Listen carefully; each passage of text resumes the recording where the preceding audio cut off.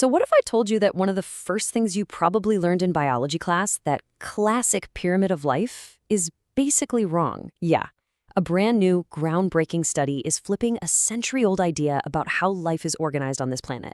Let's dig into what they found. First, just a simple question to get your brain working. If you had to bet, which type of animal has more species on Earth? The herbivores that munch on plants, or the carnivores and omnivores that eat other animals? Go ahead, make a guess, and hang on to that thought, because the real answer is probably not what you think. Okay, to really get this, we need to be on the same page about a key concept, trophic levels. It's really just a fancy term for where something sits on the food chain. Down at the bottom, you've got your producers, plants basically, making their own energy from the sun. A step up, you have the primary consumers, the herbivores, who eat those plants. And then above them, you've got your higher level consumers, the carnivores, the omnivores, you name it, who eat other animals. Simple enough, right? Now, here's something we've known forever in ecology. When it comes to energy, there's a strict rule. It's just basic thermodynamics. A ton of energy gets lost at each step up the food chain. So you end up with this undeniable, classic energy pyramid. A massive amount of energy at the bottom with the plants, and way, way less at the top with the apex predators. This part is a fundamental law of nature. And because of that, we've made a really logical assumption for a very long time. If the energy looks like a pyramid, then the number of species must look like a pyramid too, right? I mean, it just makes sense. More energy at the bottom should support a bigger variety of life. A pyramid of energy should create a pyramid of species. But what if it doesn't? This is where things get really interesting. Some new research just dropped, a massive global count of life on Earth, and it has revealed something that turns that whole assumption completely on its head. Two researchers, Camacho and Araújo, just published this landmark study where they analyzed the diets of over 1 million different species of land animals. Let that sink in. That's more than 90% of all known animal diversity on land. We're not talking about some small local survey. This is pretty much the most complete look at the global food web anyone has ever attempted. So after counting up all those species, what did they find? It definitely wasn't a pyramid. It was something much closer to a square. Globally, about 46% of animal species are primary consumers, the herbivores. And get this, 43% are higher-level consumers, the ones eating other animals. The numbers are almost the same.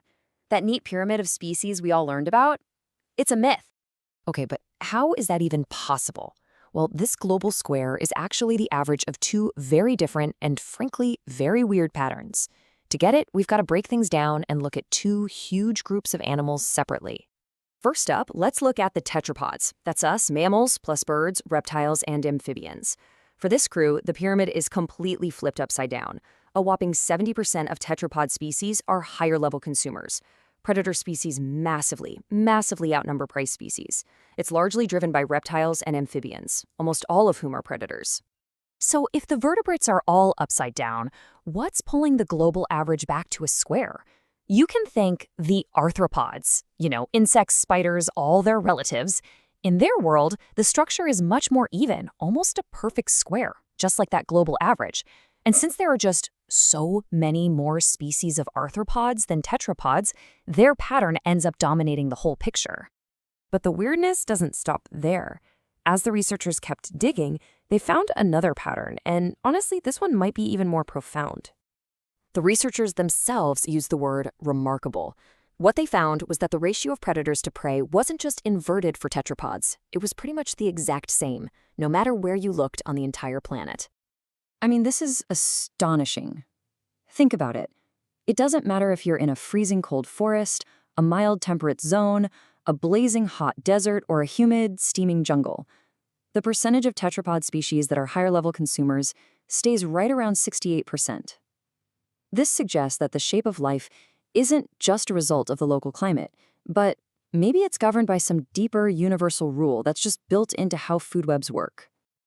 So what on earth could possibly be causing this incredibly consistent, counterintuitive pattern? Well, the answer seems to be a delicate dance between the birth of new species and the death of old ones. This brings us right to the heart of the puzzle. We know from the energy pyramid that predators have smaller populations, and smaller populations have a much higher risk of going extinct. So how in the world can there be so many species of them? The leading hypothesis is this fascinating balancing act. So yes, predator species go extinct more often, but, and this is the whole key, that might be canceled out by a much higher rate of speciation.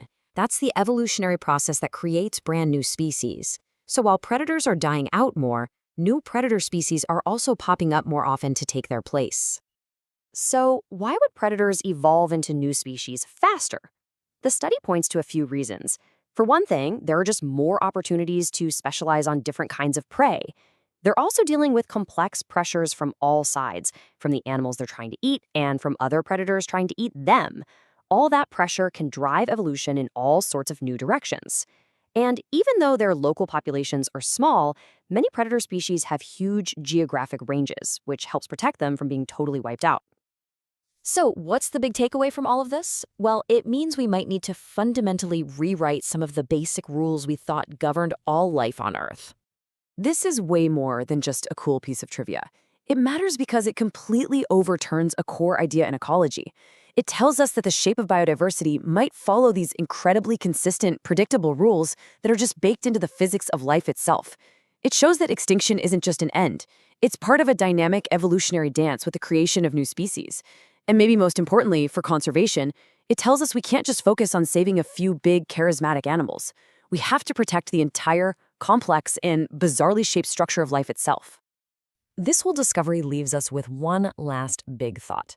For 100 years, the pyramid of life just seemed obvious. It seemed to follow directly from the laws of physics. And yet, it was wrong. Life, it turns out, is way more complicated and way more interesting than that. It just makes you wonder, right? What other fundamental rules of nature that we all take for granted are just waiting for the next big discovery to prove them wrong too?